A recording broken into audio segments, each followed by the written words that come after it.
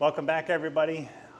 Today we're just in the garage here. We're doing some maintenance and things. We've got a couple of things going on over there. We're going to change out the gate sizes, go from the large to the small gates for the spreaders. And then on the T-50 here, we were having some inconsistent readings with the flow meter and the pump. So we're going to just go ahead and we're going to do some calibration. So we're using our drone drain bucket so we can collect that and then make sure we're getting the correct output from each nozzle. So we're going to go here and go to spraying system calibration, and then flow meter calibration.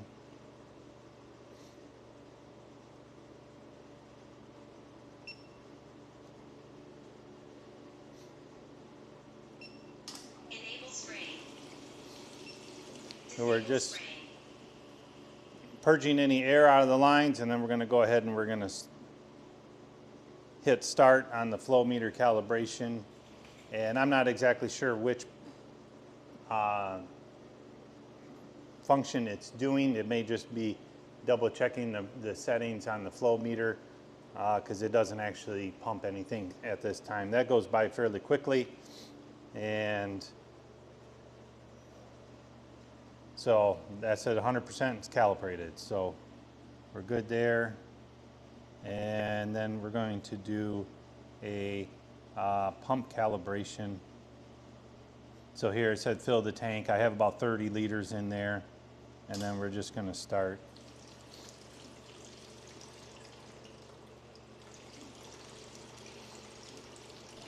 So the pump calibration takes not very long, couple of minutes, but it changes the flow, the speed of the pumps, and does a self-calibration on that. So we were just collecting here in the buckets, but I'm actually going to drain these and then I'm going to run it afterwards to make sure that our weight sensors on the tank that says what we have in there equals to the amount that comes out that we catch. So we're at 64%. So like I said, it changes the pump flow and does a calibration, kind of the same as it does with the spreader tank calibration, as it changes the flow as it comes out and double checks the weight.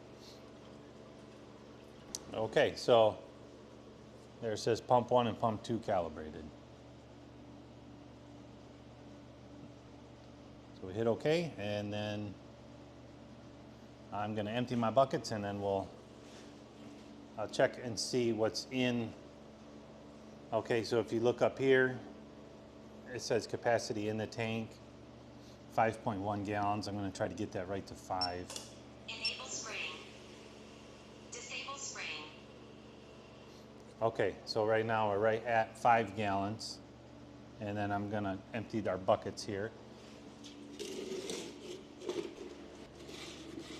Okay, have the valve shut off on there, and now I'm just going to manually hit the spray button here and empty the tank and try to run a couple gallons out, and then we'll confirm.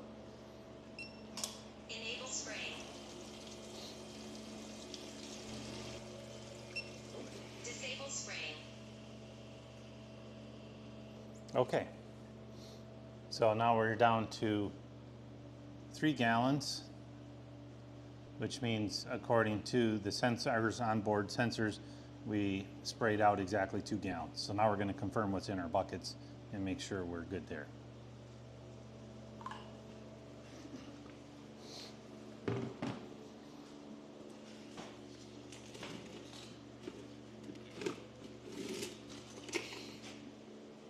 So looks like we're at about 3.8 liters. 3.8 liters. So that looks spot on from left to right.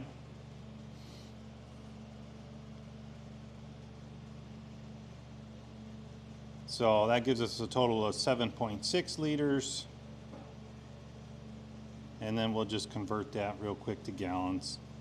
7.6 liters to gallons. is 2.008 gallons. So that's pretty darn close. So our calibrations from left to right are correct, and the total amount altogether matches the amount that says we sprayed out, the total of 2 gallons out of the tank. So looks like everything's in order. Okay, so we got our spreader disc here off the bottom of the tank. Everybody should be familiar with how to remove these, you know, the little locking tab, and then you twist it, it comes off the tank. So we're going to disassemble these. Here's one here, and then we're going to clean it and then change out and go to the small disc. So this part's pretty straightforward. Left-handed threads on here, which is labeled right on the washer there, so everybody should be familiar with that. We're going to take that off, take our disc off. We'll set that aside.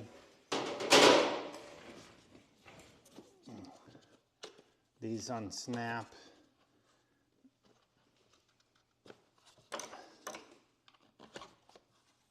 For the rubber boot here.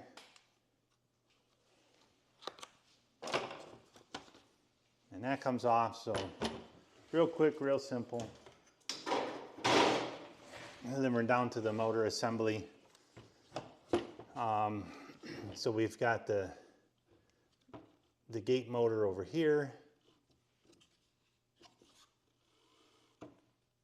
And then we have to get down to this snap ring to be able to pull that off. So on this driver, there's a 1.5 millimeter set screw. And in case anybody's wondering, this does not thread off, it simply pulls off. It's the shaft has 2 flat spots that fit this driver, so that'll just slide on, slide off once you get the other components. So you get that off, and then there's a little kind of a seal there.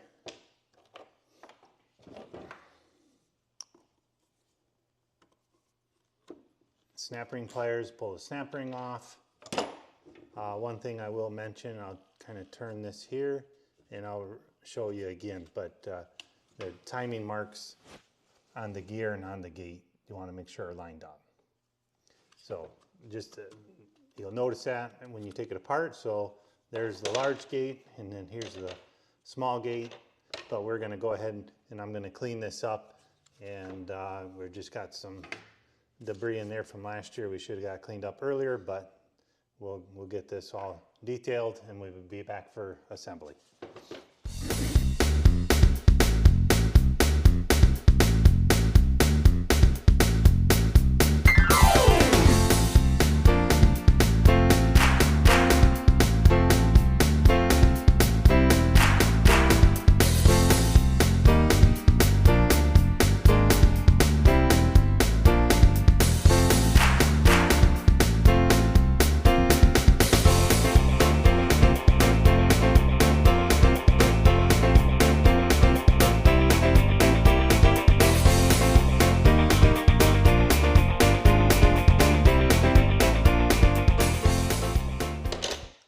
So I've got everything cleaned up. Just making sure that this outside lip is clear. I had a little bit of dust and buildup in there, not much, but this lip here actually rides on the outside. So if you look at it, you know, the inside hole is larger, you know, on that bearing surface. But it actually, when it fits in, it actually opens and closes this lip on the outside lip. So you don't want to have any buildup in there. And then again, like I said, timing marks from the gate to the gear. Actually feels really good. The material sensor feels good. This is something you'll want to check out, because a lot of times these may get a little sticky, and then it will always think that there is no material because it won't spin when it's empty. So I went ahead and cleaned. There were little seeds in there, you know, there wasn't like it was critical, but I went and cleaned that out and blew it out. I'm not going to use a lot of you know, cleaners or anything on this, just because I don't want to get things oily where they may collect more additional dust. So there we go. So we took the large gate out. We're going to put the small gate back on, and we'll go ahead and reassemble this, and it'll just be the reverse process of earlier. The only thing that'll be different is I am going to apply just a dab of lubricant on that shaft position here where that driver, because when I took the driver off earlier, it was quite tough, so kind of stuck on there. You know, something like an anti-seize or lubricant would suffice. I wouldn't use a lot, but something just to kind of keep that from getting corroded. So again, our spreaders don't have a lot of hours on them. We are glad that we purchased them for the jobs that we did do, but we didn't have a large call for that service. So okay, so yeah, our driver's ready to go on, and like I said, I'm going to just put a little bit of lubricant on this.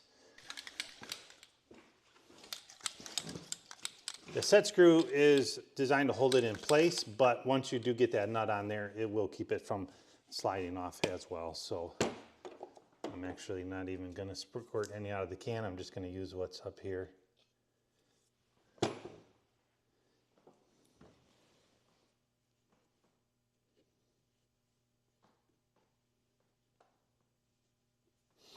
There we go.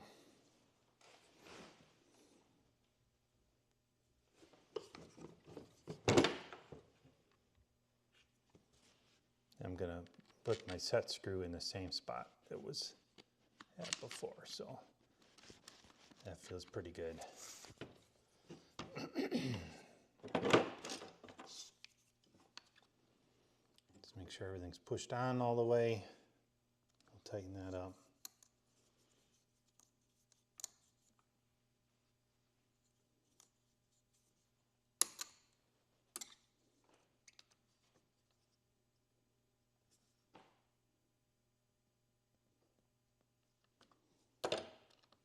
Careful not to strip it, and then we should be all set in that manner. And then we actually would reassemble these components here before we put our spreader disc back on.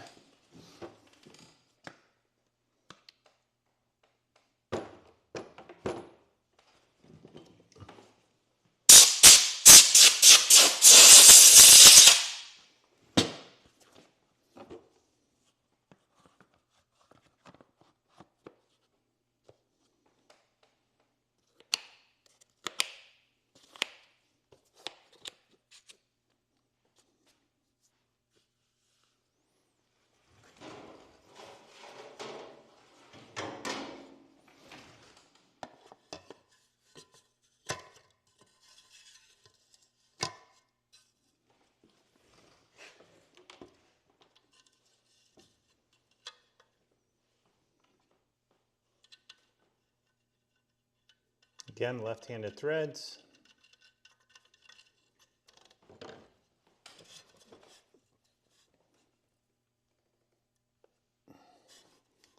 But everybody should be familiar with that part, because for doing our seed or fertilizer calibrations, it is easier just to remove the spinner disc.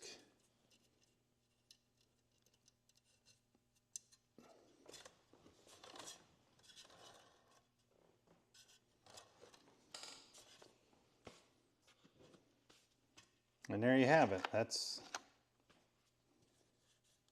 everything else looks pretty good.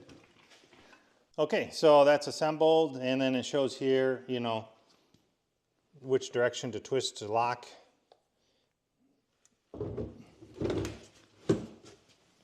and then you just do the locking tab, make sure that that's in, and that's ready to go.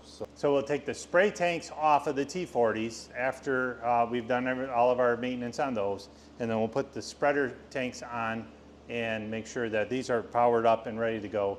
And then we'll probably just leave them be at that, because that's the first couple of jobs that we have lined up are some spring seating jobs. So thanks for following along. Make sure to like and subscribe, and we'll see you on the next one. Okay, don't do what I did. I made a mistake, so I have to take back the words I had mentioned earlier, and I don't know why I didn't catch this, but I guess this is one reason why we do maintenance. There's actually a bushing inside of the disc here. So it was actually fairly tight and stuck in there. I didn't even notice it due to the dirt. So I pressed it out and cleaned it, and it actually fits. You know, it's not tight. It's not tight like it was. I actually had to press the other one out just with a socket. But so this goes on here over the shaft. Again, we're gonna match up our timing marks, and so now the disc is centered more properly, and there's not that slop like I had mentioned earlier about this being oversized. That spacer needs to be on there. So I'm glad I caught that. And again, you know, that's another reason why we do maintenance and take that apart and clean it, because now it operates more smoothly. But now I got to take apart the other one and put this bushing in that one. So but hey, that's why we're here. We're here to learn, and we're make sure our equipment's operating the way it's supposed to be. And so I figured that was pretty important, and I better point that out. All right, see you on the next one.